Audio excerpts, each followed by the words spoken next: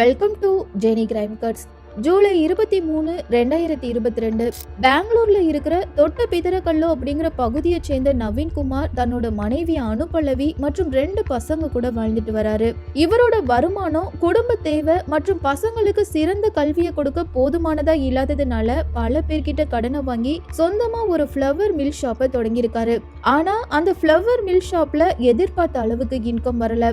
இப்படியே போயிட்டு இருந்தா பசங்களை நல்ல ஸ்கூல்ல படிக்க வைக்க முடியாது. ஃப்ளவர் மில்லோட சேர்த்து இன்னும் வேற ஏதாவது ஒரு பிசினஸ் பண்ணினா மட்டும்தான் குடும்பத்துல இருக்கிற எல்லாரும் சந்தோஷமா இருக்க முடியும்னு நினைச்சு டாக்ஸி டிரைவர் வேலைக்கு ஜாயின் பண்றாரு.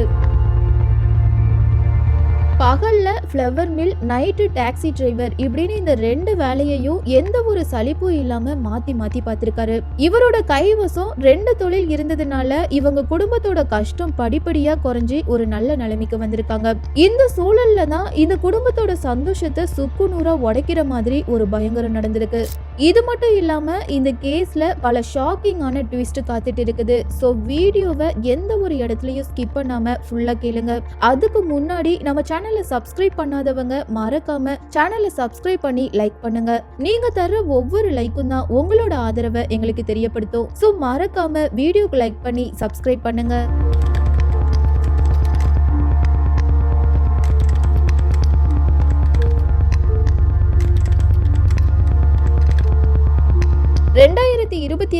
ஜூலை 23 காலையில வழக்கம் போல நவீன்குமார் தன்னோட ஃப்ளவர் மில் ஷாப்பை ஓபன் பண்ணிருக்காங்க. அதுக்கப்புறமா பொழுது இருட்டுனதும் அந்த கடையை க்ளோஸ் பண்ணிட்டு டாக்ஸி ஓட்ட கிளம்புறாங்க. இப்படி டாக்ஸி ஓட்ட போன நவீன்குமார் அன்டைம் ஆகியும் ரிட்டர்ன் வீட்டுக்கு வராததுனால அவரோட மனைவி அனுபல்லவி தன்னோட ஹஸ்பண்டுக்கு கால் பண்றாங்க. ஃபுல் ரிங் போகுதே தவிர அந்த நபர் கால் அட்டன் பண்ணல. இப்போ இந்த லேடியோட திங்கிங் எப்படி இருக்குன்னா, தன்னோட ஹஸ்பண்ட் ஒர்க் பிஸில இருப்பாங்க, சோ கொஞ்ச நேரம் கழிச்சு அவங்களே கால் பண்ணுவாங்கன்னு நினைச்சு தூங்க ஆரம்பிக்கிறாங்க. சில நிமிஷத்துக்கு அப்புறமா திடீர்னு தூக்கத்துல இருந்து எந்திரிச்ச அனு மறுபடியும் தன்னோட ஹஸ்பண்டுக்கு கால் பண்றாங்க. ஆனா இந்த முறை நவீனோட மொபைல் ஸ்விட்ச் ஆஃப்னு வந்திருக்கு. இந்த நடு ராத்திரியில என்ன பண்றதுன்னு தெரியாத அந்த லேடி தன்னோட 2 குழந்தைங்களை வச்சுட்டு தூக்கம் வராம புலம்ப ஆரம்பிக்கிறாங்க. இப்போ மறுநாள் காலையில விடிஞ்சதும் தன்னோட ஹஸ்பண்ட் வழக்கமா போற இடம், ஃப்ளவர் மில் ஷாப் இப்படின்னு பல இடத்துல தேடியும் நவீன்குமார் கிடைக்கல. சோ உடனடியா தன்னோட ரிலேட்டிவ்ஸ், ஃபேமிலி மெம்பர்ஸ், நவீனோட க்ளோஸ் ஃப்ரெண்ட்ஸ் இப்படின்னு எல்லாருக்கும் கால் பண்ணி நவீனை பத்தி விசாரிக்கிறாங்க. ஆனா இந்த முயற்சியும் தோல்வியை தான் தந்திருக்கு. ஏன்னா நவீனை பத்தி யாருக்கும் எந்த ஒரு டீட்டெயிலும் தெரியல. இப்படியே 1 வாரம் கடந்து போகுது. இந்த 1 வாரமும் அனுபல்லவி எப்படியாவது தன்னோட ஹஸ்பண்டை கண்டுபிடிச்சிடணும் அப்படிங்கிற வெறியில பல இடத்துல போய் தேடி இருக்காங்க. இந்த சமயத்துல தான் காணாம போன நவீனோட தங்கச்சி ஆகஸ்ட் 2 தன்னோட அண்ணனுக்கு கால் பண்றாங்க.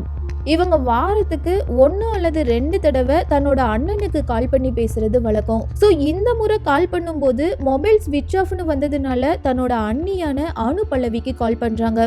இப்போ அனுபல்லவி கிட்ட பேசின நவீனோட தங்கச்சி பயங்கரமா ஷாக் ஆகி, என்ன சொல்றீங்க அண்ணி, அண்ணனை 1 வாரமா காணோமா, இதையே என்கிட்ட முன்னாடியே சொல்லலன்னு சொன்ன அடுத்த நிமிஷமே சில ட்ரெஸ்ஸை பேக் பண்ணிட்டு தன்னோட அண்ணன் வீட்டுக்கு கிளம்புறாங்க.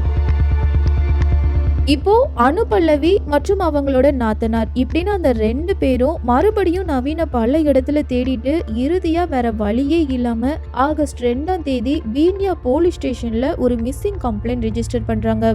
கம்ப்ளைண்ட் வாங்கின போலீஸ் நவீன் காணாம போய் 1 வாரம் ஆகுது, அப்படி இருக்கும்போது 1 வாரமா கம்ப்ளைண்ட் கொடுக்காம நீங்க என்ன பண்ணுனீங்க, ஒருவேளை நீங்களே நவீனை ஏதோ பண்ணிட்டு இங்க வந்து நடிக்கிறீங்களா இப்படின்னு சரமாரியா நறுக்குன்னு 4 கேள்வி கேட்டிருக்காங்க.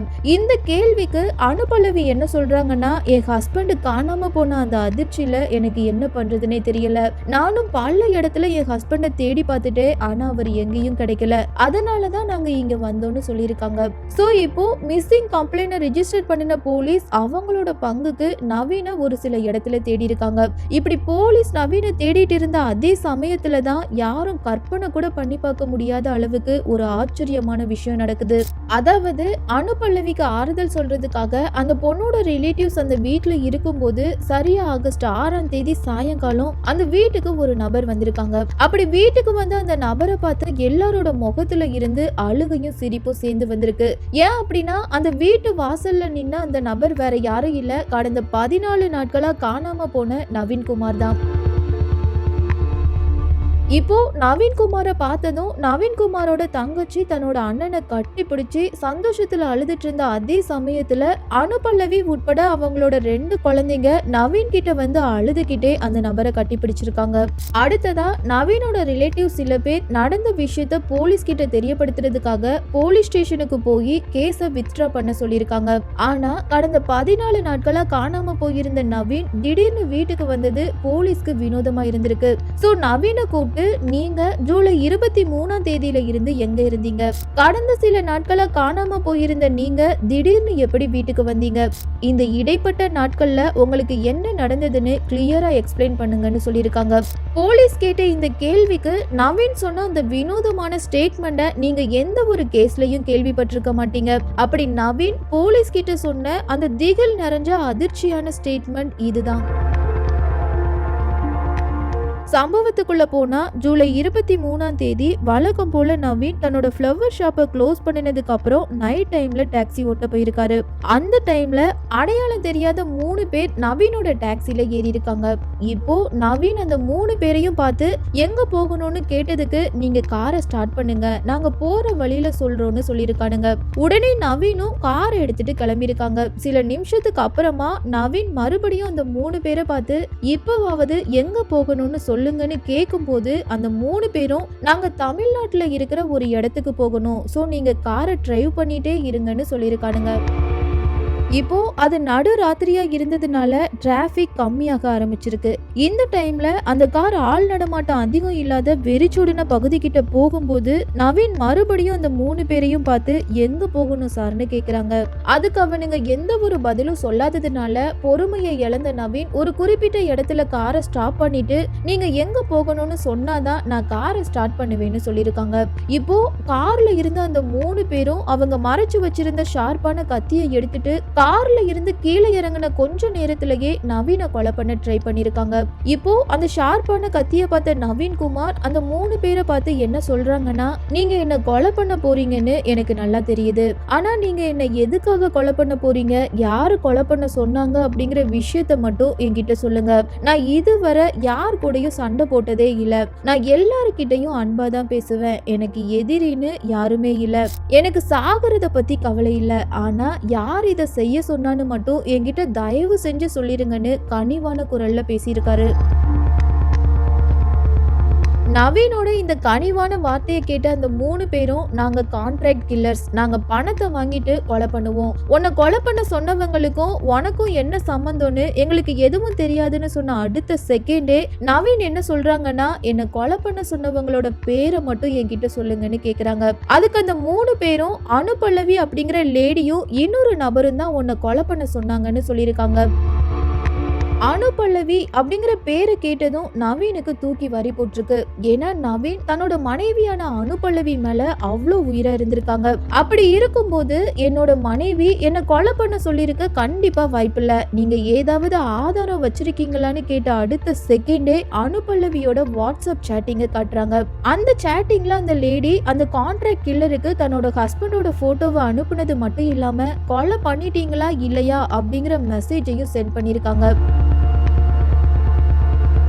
தன்னோட மனைவி தன்னை கொலை பண்ண ஆள் அனுப்புனனால வாழ்க்கையை வெறுத்து போன நவீன் இனிமே நான் உயிரோட இருந்து எந்த பிரயோஜனமும் இல்லை, அதனால என்னை இப்பவே கொலை பண்ணுங்கன்னு சொல்லி அழுதுருக்காங்க. நவீன் அழுறத பார்த்த அந்த 3 கான்ட்ராக்ட் கில்லரோட மனசும் இழக ஆரம்பிச்சிருக்கு. சோ அந்த 3 பேரும் அவங்களுக்குள்ளேயே டிஸ்கஸ் பண்ணி நவீன் கிட்ட என்ன சொல்றாங்கன்னா, உன்னோட லைஃப பத்தி கேட்கும்போது எங்களுக்கு ரொம்ப கஷ்டமா இருக்குது, எங்களால உன்னை கொலை பண்ண முடியாது, ஆனா உன்னை கொலை பண்ணினா எங்களுக்கு 2 லட்சம் ரூபாய் பணம் தர்றதா பேரம் பேசினாங்க, அதுல 90,000 ரூபாய் பணத்தை நாங்க வாங்கிட்டோம், மீதி இருக்கிற 1,10,000 ரூபாய் பணத்தையும் நாங்க வாங்கணும், அதனால நாங்க எல்லாரும் சேர்ந்து உன்னை கொலை பண்ணின மாதிரி ஒரு டிராமா பண்ண போறோம்னு சொல்லியிருக்காங்க. இப்போ அவனுங்க 3 பேரும் நவீன ஒரு ஒதுக்குப்புறமான இடத்துல படுக்க வச்சுட்டு அந்த நபரோட கழுத்து முகம் இப்படின்னு பல இடத்துல இருந்து ரத்தம் வர்ற மாதிரி தெரியறதுக்காக டொமேட்டோ சாஸை ஊத்திருக்காங்க. அதுக்கப்புறமா கொஞ்சம் டிஸ்டன்ஸ்ல இருந்து நவீன் சடலமா இருக்கிற மாதிரி போட்டோ எடுத்து அந்த போட்டோவை அனுபல்லவிக்கும் இன்னொரு நபருக்கும் அனுப்பி நாங்க நவீனோட கழுத்து அறுத்து கொலை பண்ணிட்டோம், இது மட்டும் இல்லாம அந்த நபரோட முகத்தையும் சதைச்சிட்டோம், சோ அவனை யாரும் இனிமே அடையாளம் கண்டுபிடிக்க முடியாது, இது மட்டும் இல்லாம நாங்க நாங்க அவனோட உடலை யாருக்கும் தெரியாத ஒரு மறைவான இடத்துல மறைச்சு வச்சிருவோம். சோ நீங்க எதை பத்தியும் கவலைப்படாம நிம்மதியா இருங்கன்னு மெசேஜ் பண்ணிருக்கானுங்க. அதுக்கப்புறமா அந்த 3 பேரும் நவீனை பார்த்து நீ யாருக்கும் தெரியாத வேற ஸ்டேட்டுக்கு போய் சந்தோஷமா வாழுன்னு சொல்லிட்டு அங்க இருந்து கிளம்பியிருக்கானுங்க. இப்போ வாழ்க்கைய வெறுத்து போன நவீன் வேற ஸ்டேட்டுக்கு போய் பல நாட்களா வாழ்ந்திருக்காரு. கிட்டத்தட்ட 14 நாட்கள் வேற ஸ்டேட்ல இருந்த நவீன்குமாருக்கு திடீர்னு தன்னோட குழந்தைங்களோட ஞாபகம் வந்திருக்கு. கண்டிப்பா பசங்களுக்காகவாவது திரும்ப ஊருக்கு போயே ஆகணும்னு நினைச்ச நவீன்குமார் சரியா ஆகஸ்ட் 6ஆம் தேதி சாயங்காலம் தான் வீட்டு முன்னாடி வந்து நின்றுருக்காரு. இப்போ நவீன் சொன்ன இந்த வார்த்தையை கேட்ட போலீஸ் அனுபல்லவிய கஸ்டடியில எடுத்து விசாரிக்கும் போது இன்னும் சில அதிர்ச்சியான விஷயங்கள் தெரிய வந்திருக்கு.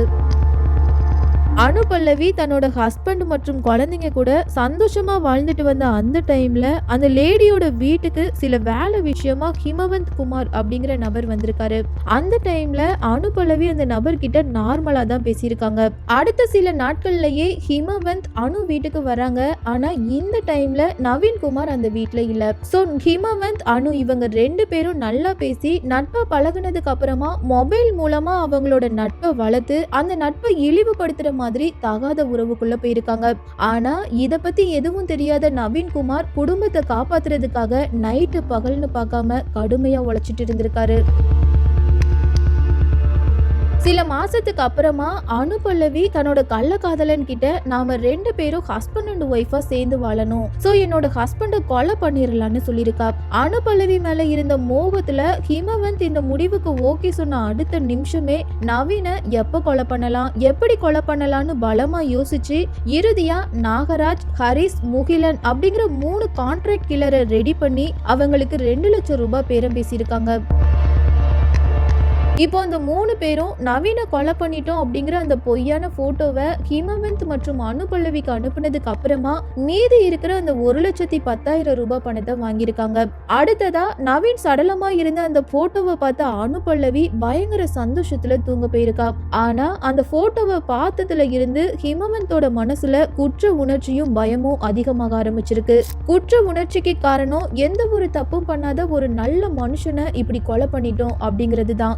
பயத்துக்கு காரணம் ஒரு பொண்ணு மேல ஆசைப்பட்டு இப்படி கொலை பண்ணிட்டோம். ஆனா இந்த விஷயத்த என்னைக்காவது ஒரு நாள் போலீஸ் கண்டுபிடிச்சிருவாங்க. அப்படி போலீஸ் மட்டும் இந்த விஷயத்த கண்டுபிடிச்சிட்டா மிக பெரிய அசிங்கமாயிரும்னு நினைச்சு நைட்டு ஃபுல்லா தூங்காம இருந்திருக்கான். நாளுக்கு நாள் அவனோட மனசுல குற்ற உணர்ச்சியும் பயமும் அதிகமாகிட்டே இருந்ததுனால ஆகஸ்ட் 1ஆம் தேதி தன்னோட வீட்டுல தற்கொலை பண்ணி இறந்து போயிருக்கான். இந்த கேஸ்ல இன்னொரு அதிர்ச்சி என்னன்னா அனுபல்லவியோட அம்மா அம்மோஜ் அம்மாவுக்கும் தான் மகளோட தப்பான அஃபேர் தெரிஞ்சிருக்கு. சோ அவங்களும் நவீனை கொலை பண்ண தான் மகளுக்கு சப்போர்ட்டா இருந்திருக்காங்க. இறுதியா அனுபல்லவி, அம்மோஜ் அம்மா மற்றும் கான்ட்ராக்ட் கில்லர்ஸ் 3 பேர் இப்படின்னு மொத்தம் 5 பேரை அரெஸ்ட் பண்ணின போலீஸ் ஜெயில அடைச்சிருக்காங்க. ஆனா தன்னோட மனைவி ஜெயிலுக்கு போனதுக்கு அப்புறமா நவீனால தன்னோட மனைவியை பிரிஞ்சு நிம்மதியா இருக்க முடியல. நவீனோட அந்த அன்பு கலந்த காதல் அனுபல்லவி பண்ணின எல்லா தப்பையும் ஒண்ணு இல்லாம ஆக்கியிருக்கு. அதாவது நவீன் தான் மனைவி பண்ணின எல்லா தப்பையும் மன்னிச்சிட்டாரு. இப்போ தான் மனைவி உட்பட போலீஸ் அரெஸ்ட் பண்ணி வச்சிருக்கிற எல்லாரையும் வெளியில கொண்டு வர்றதுக்காக போலீஸ் ஸ்டேஷனுக்கு போன நவீன்குமார் நான் கேஸை வித்ட்ரா பண்ணிக்கிறேன்னு சொன்னதுக்கு போலீஸ் என்ன சொல்லியிருக்காங்கன்னா, நாங்க இந்த கேஸ் ஆல்ரெடி ரிஜிஸ்டர் பண்ணி கோர்ட்டுக்கு அனுப்பிட்டோம், ஸோ இப்போ எங்களால எதுவும் பண்ண முடியாது, நீங்க எங்க கிட்ட சொன்ன இந்த எல்லா விஷயத்தையும் அப்படியே கோர்ட்ல சொல்லுங்கன்னு சொல்லியிருக்காங்க. இறுதியா இந்த கேஸ் கோர்ட்ல ட்ரையலுக்கு வரும்போது நவீன் கோர்ட்ல என்ன சொல்லியிருக்காங்கன்னா, இந்த கேஸ் சம்பந்தப்பட்ட எல்லாரையும் நான் மன்னிச்சு இந்த கேஸை வித்ட்ரா பண்ணிக்கிறேன்னு சொன்னதுனால இந்த கேஸ் விஷயமா ஜெயிலுக்கு போன எல்லாரும் வெளியில வந்துட்டாங்க. நவீனோட இந்த உன்னதமான காதலை பத்தியும் அனுபல்லவி பண்ணின இந்த நம்பிக்கை துரோகத்தை பத்தியும் நீங்க என்ன சொல்ல விரும்புறீங்க அப்படிங்கிற உங்களோட கருத்துக்களை மறக்காம கமெண்ட்ல பதிவு பண்ணுங்க. அப்படியே இதுவரை வீடியோக்கு லைக் பண்ணாதவங்க மறக்காம வீடியோக்கு லைக் பண்ணி சப்ஸ்கிரைப் பண்ணுங்க. இதே மாதிரி இன்னொரு கிரைம் கோட்ஸோட வேறொரு வீடியோல உங்களை சந்திக்கிறேன்.